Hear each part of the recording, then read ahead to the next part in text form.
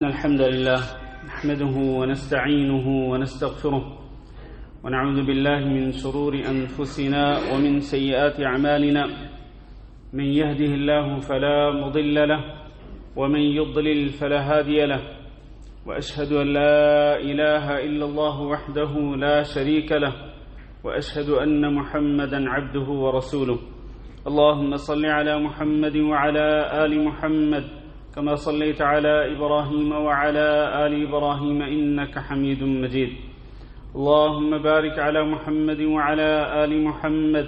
كما باركت على إبراهيم وعلى آل إبراهيم إنك حميد مجيد أما بعد فإن خير الحديث كتاب الله وخير الهدي هدي محمد صلى الله عليه وسلم وشر الأمور محدثاتها وكل محدثة بدعة وكل بدعة ضلالة وكل ضلالة في النار أعوذ بالله من الشيطان الرجيم يا أيها الذين آمنوا اتقوا الله حق تقاته ولا تموتن إلا وأنتم مسلمون يا أيها الناس اتقوا ربكم الذي خلقكم من نفس واحدة وخلق منها زوجها وبث منهما رجالا كثيرا ونساء واتقوا الله الذي تساءلون به والأرحام إن الله كان عليكم رقيبا يا أيها الذين آمنوا اتقوا الله وقولوا قولا سديدا يصلح لكم أعمالكم ويغفر لكم ذنوبكم ومن يطع الله ورسوله فقد فاز فوزا عظيما قابل صد احترام دوستوں اور بھائیوں، آج محرم کی 10 تاریخ ہے جسے یوم عاشوراء بھی کہتے ہیں، اور رسول اکرم صلی اللہ علیہ وسلم نے آج کے دن کے روزے کی فضیلت بیان فرمائی، اور آپ نے فرمایا کہ یوم عاشوراء کا جو روزہ ہے اس پر مجھے اللہ تعالیٰ سے امید ہے کہ اللہ رب العزت اس کے ساتھ روزہ رکھنے والے کے پچھلے 1 سال کے گناہوں کو معاف کر دے گا، اور اس سے مراد صغیرہ گناہوں کی معافی ہے۔ جہاں تک کبیرہ گناہوں کا تعلق ہے تو کبیرہ گناہ سچی توبہ کے ساتھ معاف ہوتے ہیں، تو صغیرہ گناہ معاف ہو جاتے ہیں پچھلے 1 سال کے آج کے دن روزہ رکھنے کی وجہ سے۔ بلکہ ایک حدیث میں نبی صلی اللہ علیہ وسلم سے پوچھا گیا کہ آپ کا کیا خیال ہے اس شخص کے بارے میں کہ جو یوم عاشوراء کا روزہ رکھے، تو نبی صلی اللہ علیہ وسلم نے فرمایا ذاک صوم سنہ، کہ 1 دن کا روزہ جو ہے یوم عاشوراء، 1 دن کا روزہ جو ہے یہ سال بھر کے روزوں کے برابر ہے، یعنی سال بھر کے روزوں کا اجر ملتا ہے یوم عاشوراء کا روزہ رکھنے سے۔ تو الحمدللہ بہت سارے مسلمانوں نے روزہ رکھا ہوا ہے، اللہ تعالیٰ سے دعا کرتے ہیں کہ اللہ ہم سب کا یہ روزہ قبول فرمائے، اور اس روزے کو اللہ رب العزت ہمارے گناہوں کی مغفرت کا ذریعہ بنائے۔ یوم عاشوراء محرم کے مہینے میں آتا ہے، اور محرم کا مہینہ ان 4 مہینوں میں سے ایک مہینہ ہے کہ جن کو اللہ رب العزت نے قرآن مجید کے اندر حرمت والے مہینے قرار دیا۔ ان عدت الشہور عند اللہ 12 شہرا فی کتاب اللہ، کہ اللہ کے نزدیک اللہ کی کتاب میں سال کے مہینوں کی گنتی جو ہے وہ 12 ہے، اور یہ فیصلہ اللہ تعالی نے کب سے کیا ہے؟ یوم خلق السماوات والارض، جب سے اللہ تعالیٰ نے آسمانوں اور زمین کو پیدا کیا تب سے اللہ کے نزدیک سال کے مہینوں کی گنتی 12 ہے، اور اللہ کا یہ بھی فیصلہ ہے کہ منہا 4 حرم، ان سال کے 12 مہینوں میں سے 4 مہینے ایسے ہیں جو حرمت والے مہینے ہیں، اور ان حرمت والے مہینوں میں سے ایک مہینہ یہ محرم کا مہینہ ہے۔ ایک مہینہ اس سے پہلے، 2 مہینے اس سے پہلے آتے ہیں، ذوالقعدہ اور ذوالحجہ، پھر محرم، اور پھر اس کے بعد 4تھا مہینہ جو ہے وہ رجب ہے، جس کی نسبت نبی صلی اللہ علیہ وسلم نے مضر قبیلے کی طرف کی، رجب و مضر، اس لیے کہ جاہلیت کے دور میں قبائل ان حرمت والے مہینوں کی حرمت کو پامال نہیں کرتے تھے، بلکہ ان حرمت والے مہینوں کے میں سے کسی مہینے کی ابتدا جب ہوتی تھی تو وہ جنگ و جدال کو روک دیتے تھے اور قتال روک دیتے تھے، وہ بھی ان حرمت والے مہینوں کی حرمت کا پاس کرتے تھے، ان حرمت والے مہینوں کی حرمت کا لحاظ کرتے تھے، لیکن جو سب سے زیادہ جو قبیلہ حرمت والے مہینوں کی حرمت کا پاس کرتا تھا اس کا نام تھا مضر. اس لیے نبی صلی اللہ علیہ وسلم نے یہ رجب کے مہینے کی نسبت مضر قبیلے کی طرف کی. میرے بھائیوں، اس سے یہ ثابت ہوتا ہے کہ ماہ محرم کی یہ جو حیثیت ہے یہ کسی خاص واقعے کی وجہ سے نہیں ہے، جیسے کہ بعض لوگوں کے ہاں یہ تصور پایا جاتا ہے کہ ماہ محرم کی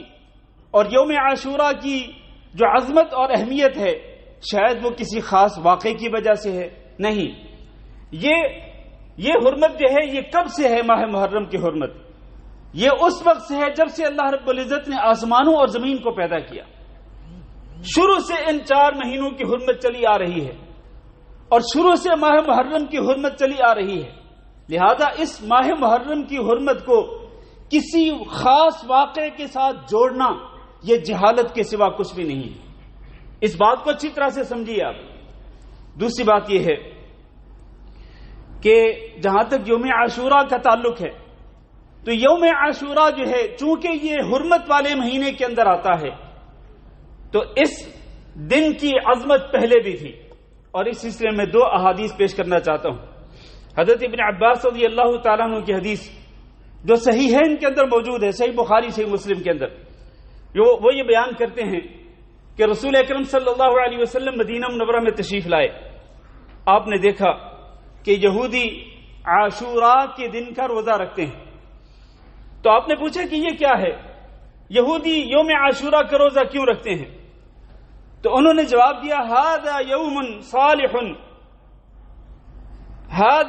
صالح نجى اللہ فیہ بنی اسرائیل، کہ یہ دن جو ہے یوم عاشوراء یہ بہت اچھا دن تھا اور بہت اچھا دن ہے. اسی دن میں اللہ رب العزت نے موسیٰ علیہ السلام کو اور ان پر ایمان لانے والے بنو اسرائیل کو فرعون سے اور اس کے لشکر سے نجات دی تھی. کس دن دی تھی نجات؟ اسی دن، یعنی محرم کی 10 تاریخ کو، یوم عاشوراء کو. چنانچہ فصامہ موسیٰ علیہ السلام اس دن کا روزہ رکھتے تھے اللہ رب العزت کا شکرانہ ادا کرنے کے لیے کہ اللہ نے انہیں اور بنو اسرائیل کو ان کے بہت بڑے دشمن سے نجات دی. وہ دشمن جو کہا کرتا تھا انا ربکم الاعلی، کہ میں تمہارا رب ہوں جو کہ سب سے اعلیٰ اور بلند و بالا ہے. تو اس دشمن سے، اس جابر بادشاہ سے، ظالم بادشاہ سے اللہ رب العزت نے موسیٰ علیہ السلام کو اور ان کی قوم کو نجات دی. کس دن؟ آج کے دن، محرم کی 10 تاریخ کو، یوم عاشوراء کو. چنانچہ موسیٰ علیہ السلام نے اس دن کا روزہ رکھا اللہ کا شکرانہ ادا کرنے کے لیے. تو اللہ کے نبی صلی اللہ علیہ وسلم کو جب یہ بتلایا گیا تو آپ نے فرمایا انا احق بموسیٰ منکم، میں موسیٰ علیہ السلام پر تم سے زیادہ حق رکھتا ہوں، اس لیے کہ موسیٰ علیہ السلام بھی اللہ کے نبی تھے، میں بھی اللہ کا نبی ہوں. موسیٰ علیہ السلام کا دین بھی دین اسلام تھا، میرا دین بھی دین اسلام ہے، لہذا میں اس بات کا زیادہ حق رکھتا ہوں. تو نبی صلی اللہ علیہ وسلم نے اس دن کا روزہ رکھا اور اس دن کے روزے کا حکم دیا باقاعدہ صحابہ کرام کو. اور دوسری حدیث جو ہے سیدہ عائشہ رضی اللہ تعالیٰ عنہ کی، اس کو ذرا سنیے. بیان کرتی ہیں کہ کانت قریش تصوم عاشوراء فی الجاہلیہ، جاہلیت کے دور میں، اور جاہلیت کا دور کون سا دور ہے؟ نبی صلی اللہ علیہ وسلم کے آنے سے پہلے قریش یوم عاشوراء کا روزہ رکھتے تھے. اب وہ لوگ جو یوم عاشوراء کی اہمیت اور اس کی فضیلت کو کسی ایک خاص واقعے کے ساتھ جوڑتے ہیں، ان سے سوال ہے کہ یہ واقعہ تو ہوا سن 61 ہجری کے اندر، ہجرت کے 60 سال بعد، اور نبی صلی اللہ علیہ وسلم کی وفات کے 50 سال کے بعد یہ واقعہ ہوا جس کے ساتھ یوم عاشوراء کی اہمیت کو جوڑا جاتا ہے. ان سے سوال یہ ہے کہ یوم عاشوراء کا روزہ تو قریش جاہلیت کے دور کے اندر رکھا کرتے تھے، نبی صلی اللہ علیہ وسلم کے آنے سے بھی پہلے اس دور کے اندر قریش یوم عاشوراء کا روزہ رکھتے تھے. اور پچھلی حدیث میں آپ نے سنا کہ پہلی شریعتوں کے اندر موسیٰ علیہ السلام نے اس دن کا روزہ رکھا. تو پھر جب یہ ماہ محرم کی حرمت آسمانوں اور زمین کو جب اللہ تعالی نے پیدا کیا تب سے یہ حرمت چلی آ رہی ہے، اور یوم عاشوراء کی اہمیت موسیٰ علیہ السلام کے دور سے چلی آ رہی ہے. اور قریش جو ہیں وہ جاہلیت کے دور کے اندر اس دن کا روزہ رکھتے تھے، تو پھر اس دن کی اہمیت اور فضیلت کو اس خاص واقعے کے ساتھ جو کہ 61 ہجری کے اندر ماہ محرم میں یوم عاشوراء کو پیش آیا، اس کے ساتھ جوڑنا کون سی عقل مندی؟ یہ قطعاً درست نہیں ہے میرے عزیز بھائیوں۔ تو حضرت عائشہ رضی اللہ تعالیٰ نے بیان کرتی ہیں کہ رسول اکرم صلی اللہ علیہ وسلم بھی اس دن کا روزہ رکھتے تھے، یعنی نبی صلی اللہ علیہ وسلم نبوت ملنے سے بھی پہلے اس دن کا روزہ رکھتے تھے۔ پھر آپ صلی اللہ علیہ وسلم کو نبوت ملی، آپ اس دن کا روزہ رکھتے رہے۔ پھر آپ صلی اللہ علیہ وسلم ہجرت کر کے مکہ مکرمہ سے مدینہ منورہ کی طرف آئے، تو آپ صلی اللہ علیہ وسلم نے دیکھا کہ یہود مدینہ جو ہیں وہ روزہ رکھتے ہیں، تو آپ صلی اللہ علیہ وسلم نے پھر بھی اس دن کا روزہ رکھنے کا حکم دیا۔ لیکن اس کے بعد جب ماہ رمضان کے روزے فرض کر دیے گئے تو آپ صلی اللہ علیہ وسلم نے اختیار دے دیا کہ تم میں سے جو چاہے اس دن کا روزہ رکھ لے اور جو چاہے اس دن کا روزہ چھوڑ دے۔ تو ان دونوں احادیث سے یہ بات ثابت ہوتی ہے کہ ماہ محرم کی اہمیت اور اس کی حرمت پہلے سے ہے، جب سے اللہ نے اس دنیا کو شروع کیا، اور یوم عاشوراء کی اہمیت اور اس کی فضیلت پہلے سے ہے، جاہلیت کے دور میں بھی اور اس سے بھی پہلے حضرت موسیٰ علیہ الصلوۃ والسلام کے دور سے اس دن کی اہمیت چلی آ رہی ہے۔ یہاں پر میں کچھ غلط فہمیاں بھی جو لوگوں کے یہاں پائی جاتی ہیں ان کو بھی بیان کرتا چلوں۔ ایک روایت کے اندر یہ بیان کیا جاتا ہے کہ یہ وہ دن تھا یوم عاشوراء کہ جس میں سفینہ نوح یعنی نوح علیہ الصلوۃ والسلام کی جو کشتی ہے یہ جودی پہاڑ کے کنارے پہ جا لگی تھی، یعنی اس دن اللہ رب العزت نے نوح علیہ الصلوۃ والسلام کو اور نوح علیہ السلام پر ایمان لانے والے جو تعداد میں کم تھے ان کو اللہ تعالیٰ نے نجات دی تھی۔ یہ روایت جو ہے یہ سند کے اعتبار سے ضعیف ہے، لہذا یہ بات پائے ثبوت کو نہیں پہنچتی۔ ایک اور روایت جس میں یہ ذکر کیا گیا ہے کہ اللہ رب العزت نے یوم عاشوراء کو ہی آدم علیہ الصلوۃ والسلام کی توبہ قبول کی تھی، اور اسی طرح یونس علیہ الصلوۃ والسلام کے شہر والوں کی توبہ بھی اللہ تعالیٰ نے اسی دن قبول کی تھی، اور اسی طرح سے ابراہیم علیہ الصلوۃ والسلام کی ولادت بھی اسی دن ہوئی تھی۔ یہ ساری باتیں جھوٹی اور من گھڑت ہیں، ان باتوں کا حقیقت سے کوئی تعلق نہیں۔ میں نے جو صحیح باتیں ہیں اس دن کے حوالے سے وہ آپ کے سامنے بیان کی، اور جو غلط باتیں لوگوں کے ہاں پائی جاتی ہیں میں نے ان کا بھی آپ کے سامنے ذکر کر دیا، تاکہ آپ اپنے عقل و شعور کے ساتھ اور علمی بصیرت کے ساتھ آپ فرق کر سکیں کہ یوم عاشوراء کے حوالے سے صحیح بات کیا ہے اور غلط بات کیا ہے۔ پھر آگے چلتے ہیں۔ اس میں کوئی شک نہیں کہ حضرت حسین رضی اللہ تعالیٰ عنہ جو کہ نبی صلی اللہ علیہ وسلم کے جگر گوشہ تھے، آپ صلی اللہ علیہ وسلم کے نواسہ تھے، اور آپ صلی اللہ علیہ وسلم کو ان سے اور ان کی والدہ سے اور ان کے بھائی حضرت حسن سے ان سے بڑی شدید محبت تھی۔ حضرت حسین رضی اللہ تعالیٰ عنہ کی شہادت کا واقعہ بھی 10 محرم کو پیش آیا، یعنی آج کے دن یوم عاشوراء کو پیش آیا، لیکن کب؟ یہ جیسا میں نے پہلے عرض کیا سن 61 ہجری کے اندر 60 سال مکمل طور پہ گزر چکے تھے نبی صلی اللہ علیہ وسلم کی ہجرت کو، اور 50 سال مکمل طور پہ گزر چکے تھے نبی صلی اللہ علیہ وسلم کی وفات کو، جب یہ افسوسناک واقعہ پیش آتا ہے کربلا کی سرزمین پر۔ لیکن میرے بھائیوں، مختصر طور پر یہ ہے کہ یہ شہادت حسین کا واقعہ بھی اللہ رب العزت کی قضاء و قدر کے تحت ہوا، جیسا کہ حضرت حسین رضی اللہ تعالیٰ عنہ کے والد گرامی حضرت علی بن ابی طالب رضی اللہ تعالیٰ عنہ جو کہ چوتھے خلیفہ راشد تھے، اور جن کا نام لے کر نبی صلی اللہ علیہ وسلم نے ان کو جنتی قرار دیا تھا، اور جن کے نکاح میں نبی صلی اللہ علیہ وسلم نے اپنی بیٹیوں میں سے سب سے پیاری بیٹی سیدہ فاطمہ رضی اللہ تعالیٰ عنہ کا نکاح علی بن ابی طالب رضی اللہ تعالیٰ عنہ سے کیا تھا۔ علی بن ابی طالب رضی اللہ تعالیٰ عنہ بھی شہید ہوئے تھے، فجر کی نماز کے لیے جا رہے تھے، رمضان کا مہینہ تھا، سن 40 ہجری کے اندر یہ واقعہ پیش آیا۔ ان کی شہادت کا واقعہ بھی اللہ کی قضاء و قدر کے تحت ہوا۔ ان سے بھی پہلے حضرت عثمان بن عفان رضی اللہ تعالیٰ عنہ جو نبی صلی اللہ علیہ وسلم کی ایک بیٹی کے نہیں بلکہ 2 بیٹیوں کے شوہر تھے، اور ان کا بھی نام لے کر نبی صلی اللہ علیہ وسلم نے ان کو جنتی قرار دیا تھا، ذو النورین جن کا لقب تھا، اور جن سے فرشتے بھی حیا کیا کرتے تھے۔ حضرت عثمان رضی اللہ تعالیٰ عنہ کی شہادت کا واقعہ بھی اللہ کی قضاء و قدر کے تحت ہوا، اور وہ ذوالحج کے مہینے کے اندر جب حضرت عثمان رضی اللہ تعالیٰ عنہ اپنے گھر میں معصور تھے اور قرآن مجید کی تلاوت کر رہے تھے، اس دوران ان کو انتہائی ظالمانہ طریقے سے شہید کیا گیا۔ اس سے بھی پہلے حضرت عمر بن خطاب رضی اللہ تعالیٰ عنہ کہ جو راستہ چلتے تھے اس راستے کو شیطان بھی چھوڑ دیا کرتا تھا، اور وہ عمر فاروق جو کہ حق اور باطل کے درمیان فرق کرنے والے تھے، صحیح اور غلط کے درمیان فرق کرنے والے تھے، جو اپنی زبان سے ایک بات کرتے تھے، نبی صلی اللہ علیہ وسلم کو مشورہ دیتے تھے تو بالکل اسی مشورے کے عین مطابق حرف بحرف ہو بہو اللہ رب العزت عرش باری تعالی سے وحی نازل کر دیا کرتا تھا کہ اے نبی آپ اسی طرح کریں جس طرح آپ کو عمر بن خطاب رضی اللہ تعالیٰ نے مشورہ دیا۔ یہ عمر بن خطاب رضی اللہ تعالیٰ عنہ ان کی شہادت کا افسوسناک واقعہ وہ بھی اللہ کی قضاء و قدر کے تحت ہوا۔ جب آپ رضی اللہ تعالیٰ عنہ فجر کی نماز پڑھا رہے تھے اور ہمیں پچھلے خطبہ جمعہ میں ان کی شہادت کا واقعہ بیان کیا تھا، تو اس طرح یہ سارے افسوسناک واقعات اللہ رب العزت کی قضاء و قدر کے تحت ہوئے۔ اور بلکہ اس سے بھی پہلے آپ دیکھیں خود حضرت محمد صلی اللہ علیہ وسلم کی موت کا جو واقعہ تھا، کیا وہ واقعہ کم افسوسناک تھا؟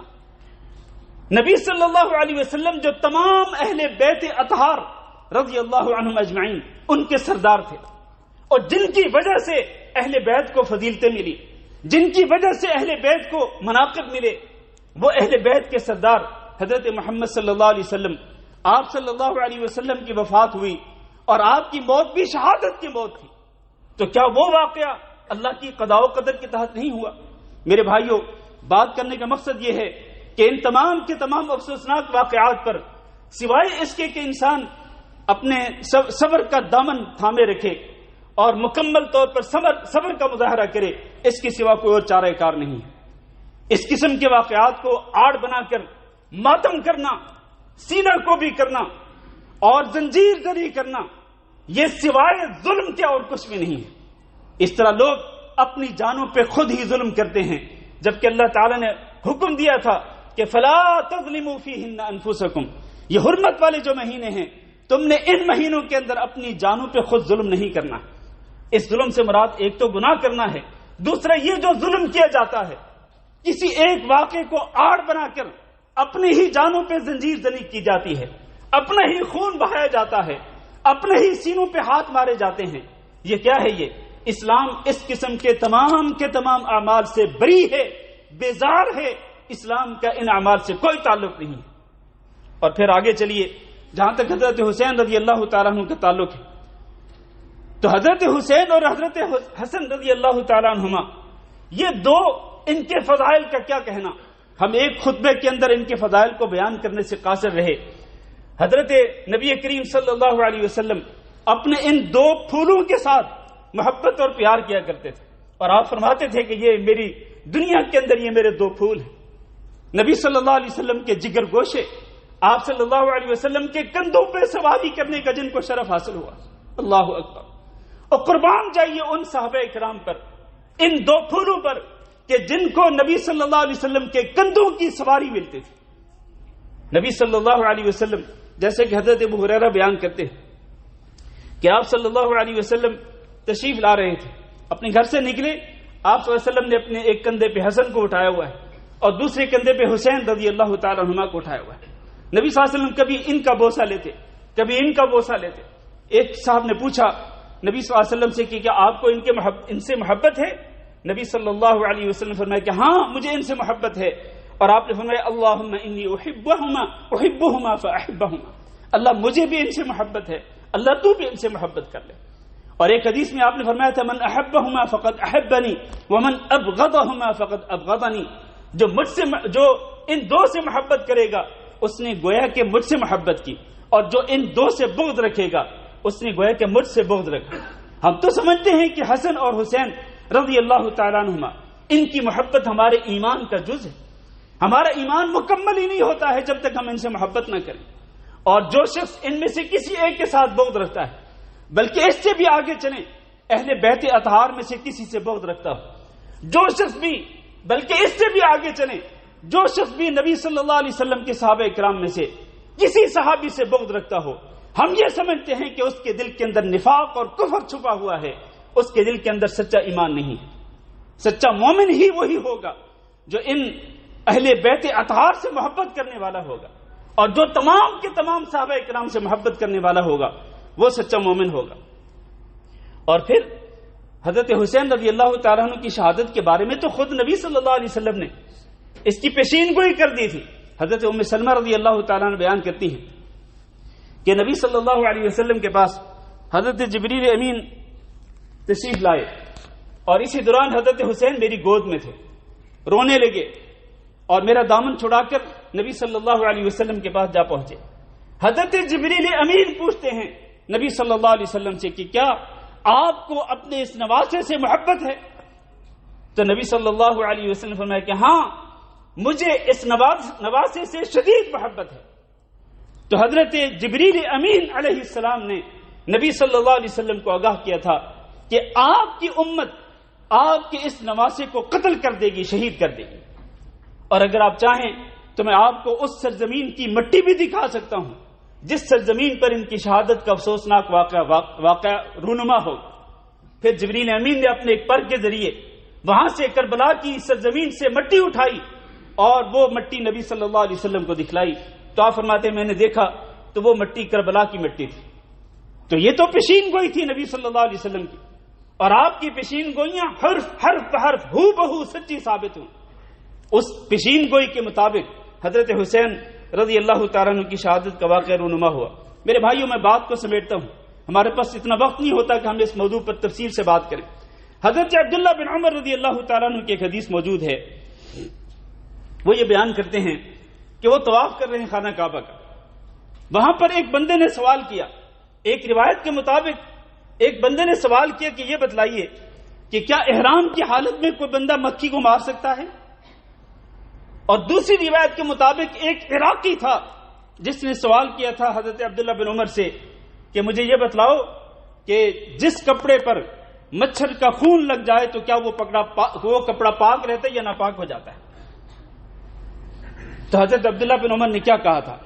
سنو ذرا اس بات کو، حضرت عبداللہ بن عمر رضی اللہ تعالیٰ عنہ کی بات کو، تاکہ آپ کو پتہ چلے کہ حسین رضی اللہ تعالیٰ عنہ کی شہادت کے اور ان کے قتل کے ذمہ دار کون ہیں، اور حسین رضی اللہ تعالیٰ عنہ کے اصل قاتل کون تھے۔ عبداللہ بن عمر کہنے لگے دیکھو، یہ بندہ جو اہل عراق سے ہے یہ سوال کرتا ہے کہ کیا مکھی مارنا احرام کی حالت میں جائز ہے، جبکہ یہی اہل عراق وہ ہیں جنہوں نے حضرت حسین رضی اللہ تعالیٰ عنہ کو شہید کیا۔ آج یہ مکھی کے بارے میں سوال کرتے ہیں۔ اور پھر انہیں حدیث بیان کی تھی کہ میں نے نبی صلی اللہ علیہ وسلم سے یہ سنا تھا کہ ان الحسن والحسین ہما ریحانتا من الدنیا، کہ نبی صلی اللہ علیہ وسلم نے فرمایا کہ یہ حسن اور حسین یہ دنیا کے اندر میرے دو پھول ہیں۔ اس سے یہ ثابت ہوتا ہے کہ حسین رضی اللہ تعالیٰ عنہ کے اصل قاتل کون تھے؟ وہ کوفہ والے تھے جنہوں نے 12,000 کی تعداد میں خطوط لکھے تھے، حسین رضی اللہ تعالیٰ عنہ کو بلایا تھا کہ آؤ ہم آپ کی بیعت کرنے کے لیے تیار ہیں۔ پھر وہ آئے اور وہ جب روانہ ہوئے تو اس وقت صحابہ کرام نے منع کیا تھا۔ یہاں اس غلط فہمی کو بھی اپنے ذہنوں سے نکال دیں۔ لوگ کہتے ہیں کہ جس صحابہ کرام جو ہیں وہ کہاں تھے جب یہ حضرت حسین رضی اللہ تعالیٰ عنہ کی شہادت کا واقع ہوا؟ اور میرے بھائیوں، جب حضرت حسین رضی اللہ تعالیٰ عنہ روانہ ہو رہے تھے تو کبار صحابہ کرام نے حضرت حسین رضی اللہ تعالیٰ عنہ کو منع کیا تھا کہ آپ نہ جائیں کوفہ، کیونکہ کوفہ والے آپ سے غدر کریں گے اور آپ سے بدعہدی کریں گے، جیسے کہ بعد میں ہوا۔ حضرت عبداللہ بن عمر تو حضرت حسین رضی اللہ تعالیٰ عنہ کی اونٹی کی نکیل پکڑ کر، نکیل سے لپٹ کر انہوں نے حضرت حسین رضی اللہ تعالیٰ عنہ سے اپیل کی کہ نواسہ رسول آپ کوفہ کا سفر نہ کریں، اس لیے کہ یہ سفر آپ کے لیے خطرناک ہو سکتا ہے۔ تو اصل بات یہ ہے میرے عزیز بھائیوں کہ اس واقعے کی آڑ میں نام کسی اور کا لیا جاتا ہے۔ سمجھے اس بات کو، نام اس واقعے کی آڑ میں کسی اور کا لیا جاتا ہے، پھر اس شخص کی آڑ میں صحابہ اکرام کو نشانہ بنایا جاتا ہے، حضرت معاویہ رضی اللہ تعالیٰ عنہ کو نشانہ بنایا جاتا ہے، پھر سارے کے سارے صحابہ اکرام کو نشانہ بنایا جاتا ہے۔ میرے بھائیوں، یہ جو صحابہ اکرام پر تبرہ کرنے کا جو دروازہ کھولا گیا، یہ کس واقعے کی آڑ میں کھولا گیا؟ یہ اسی واقعے کی آڑ میں، جبکہ وہ لوگ اس واقعے سے بری ہیں جن کا نام لیا جاتا ہے اور جن پہ تبرہ بازی کی جاتی ہے اور جن کو نشانہ بنایا جاتا ہے، جن پہ طعن و تشنیع کی جاتی ہے، وہ لوگ حضرت حسین رضی اللہ تعالیٰ عنہ کے خون سے ان کا دامن پاک ہے، ان کے خون سے جن کا دامن لبریز ہے وہ کون ہیں؟ وہ ہیں جنہوں نے بلایا تھا حضرت حسین رضی اللہ تعالیٰ عنہ کو، پھر غدر کیا، غداری کی، دھوکہ دیا حضرت حسین رضی اللہ تعالیٰ عنہ کو، اور دھوکہ دے کر انہیں شہید کیا حضرت حسین رضی اللہ تعالیٰ عنہ کو اور ان کے ساتھ خانوادہ رسول کے جو افراد تھے۔ تو ایک غدر تھا اور یہ لوگ کہتے ہیں کہ یہ حق و باطل کا معرکہ تھا، یہ کفر و اسلام کی جنگ تھی۔ ہرگز نہیں، کوئی کفر و اسلام کی جنگ نہیں تھی، کوئی حق و باطل کا معرکہ نہیں تھا۔ اور پھر لوگ کیا کہتے ہیں؟ کہتے ہیں جی اسلام زندہ ہوتا ہے ہر کربلا کے بعد۔ اور بھلے لوگوں سوچو ذرا، کیا اس سے پہلے، اس واقعے سے پہلے اسلام مٹ رہا تھا؟ کیا اس سے پہلے دین اسلام جو ہے وہ مٹ رہا تھا کہ اس کے بعد زندہ ہو گیا؟ ہرگز نہیں میرے بھائیوں۔ وہ خلفائے راشدین جو تھے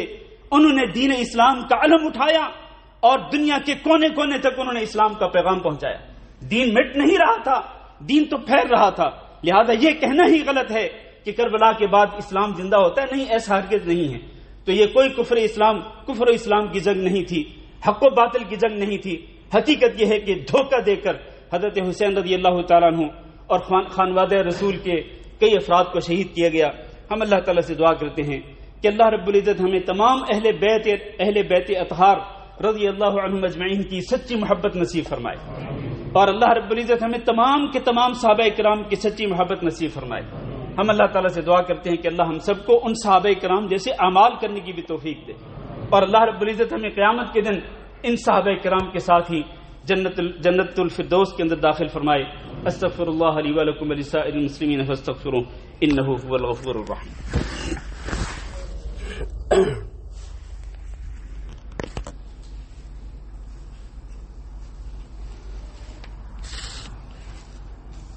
إن الحمد لله نحمده ونستعينه ونستغفره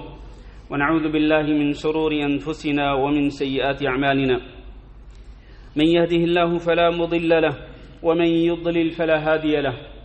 وأشهد أن لا إله إلا الله وحده لا شريك له، وأشهد أن محمدا عبده ورسوله۔ اللهم صل على محمد وعلى آل محمد كما صليت على إبراهيم وعلى آل إبراهيم إنك حميد مجيد۔ اللهم بارك على محمد وعلى آل محمد كما باركت على إبراهيم وعلى آل إبراهيم إنك حميد مجيد۔ اما بعد، میرے عزیز بھائیو اور دوستو، حضرت زید بن ارقم رضی اللہ تعالیٰ عنہ کی ایک حدیث صحیح مسلم کے اندر موجود ہے۔ وہ لمبی حدیث ہے، اس کو ہم ذکر نہیں کرنے لگے۔ اس میں سے ایک ٹکڑا آپ کے سامنے ذکر کرنا چاہتا ہوں جس کا آج کے موضوع سے تعلق ہے۔ حضرت زید بن ارقم رضی اللہ تعالیٰ عنہ بیان کرتے ہیں کہ نبی صلی اللہ علیہ وسلم جب حجۃ الوداع کے بعد مکہ مکرمہ سے مدینہ کی طرف واپس لوٹ رہے تھے تو آپ صلی اللہ علیہ وسلم کا گزر ہوا ایک چشمے پر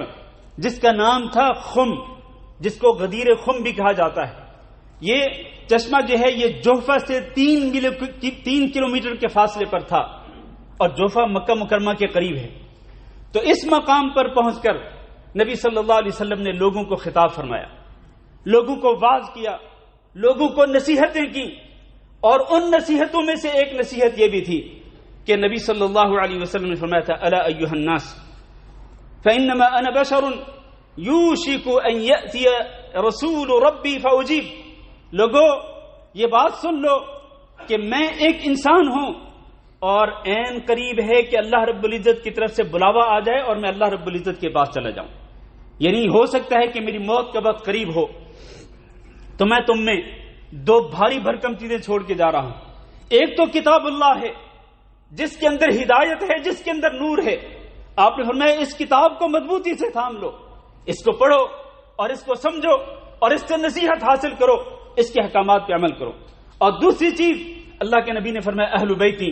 میں تم میں اپنے اہل بیت اطہار کو چھوڑ کے جا رہا ہوں۔ اذکرکم اللہ فی اہل بیتی، اذکرکم اللہ فی اہل بیتی، اذکرکم اللہ فی اہل بیتی۔ 3 بار نبی صلی اللہ علیہ وسلم نے فرمایا کہ لوگوں میں تمہیں اپنے اہل بیت کے بارے میں اللہ رب العزت کا جو حکم ہے میں وہ حکم تمہیں یاد دلاتا ہوں کہ اللہ کے حکم کو یاد رکھنا، اللہ کے حکم کو نہ بھلانا، اور اللہ کا حکم یہ ہے کہ میرے اہل بیت کے حقوق کا خیال رکھنا، ان کی حق تلفی نہ کرنا، ان سے سچی محبت کرنا، ان سے دوستی کرنا، ان سے بغض نہیں رکھنا، ان سے دشمنی نہیں کرنی ہے، بلکہ ان کی دوستی کو، ان کی محبت کو اپنے ایمان کا حصہ سمجھنا ہے۔ نبی صلی اللہ علیہ وسلم نے اہل بیت کے بارے میں خصوصی طور پر لوگوں کو وصیت کی، اور پھر بالکل اسی وصیت کے مطابق جب حضرت ابوبکر صدیق رضی اللہ تعالیٰ عنہ خلیفہ بنے تو انہوں نے یہ کہا تھا والذی نفسی بیدہ لقرابۃ رسول اللہ صلی اللہ علیہ وسلم احب الی ان اصل من قرابتی، کہ وہ رشتہ دار جو میری صلہ رحمی کے سب سے زیادہ مستحق ہیں،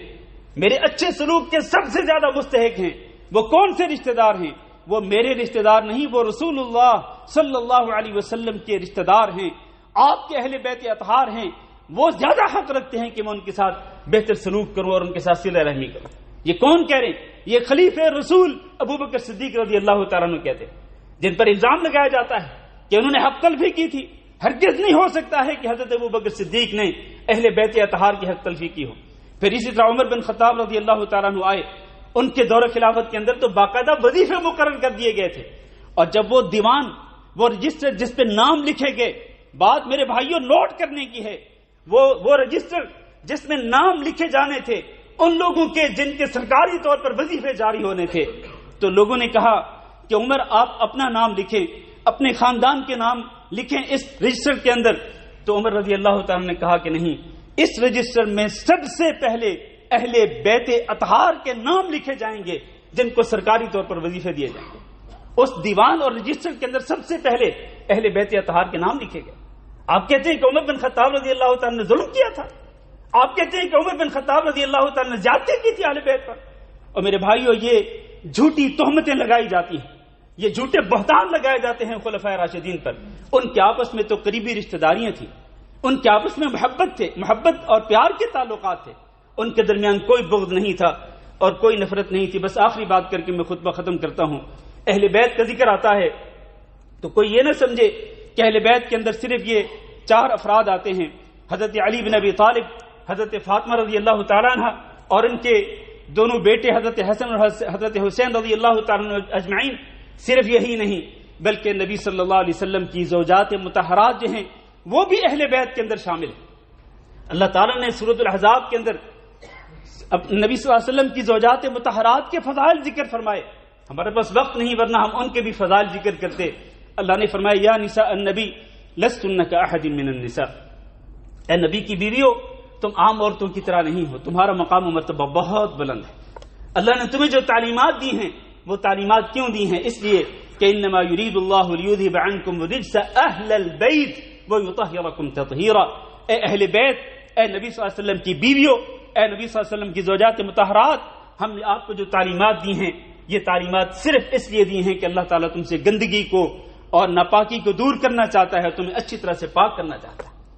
میرے بھائیو، ازواج مطہرات کی فضیلت میں صرف ایک بات کافی ہے کہ اللہ رب العزت نے یہ فرمایا کہ وازواجہ امہاتہم، کہ نبی صلی اللہ علیہ وسلم کی جو ازواج مطہرات ہیں وہ مومنوں کی کیا ہیں؟ مومنوں کی مائیں ہیں۔ یہ مقام و مرتبہ سب سے اونچا مقام و مرتبہ ہے۔ اللہ تعالیٰ سے دعا کرتے ہیں کہ اللہ رب العزت ہم سب کو تمام اہل بیت اطہار سے سچی محبت نصیب فرمائے، اور اللہ رب العزت ہم سب کو تمام صحابہ کرام کے نقش قدم پہ چلنے کی توفیق دے،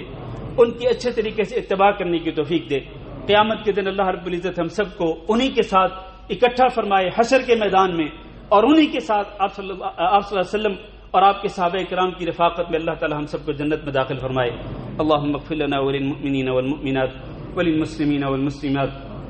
الأحياء منهم والأموات. اللهم إنا نسألك العفو والعافية والمعافاة الدائمة في الدنيا والآخرة. اللهم إنا نسألك رضاك والجنة ونعوذ بك من سخطك والنار. اللهم فرج هم المهمومين ونفس كرب المكروبين وقض الدين عن المدينين واشف مرضانا ومرضى المسلمين.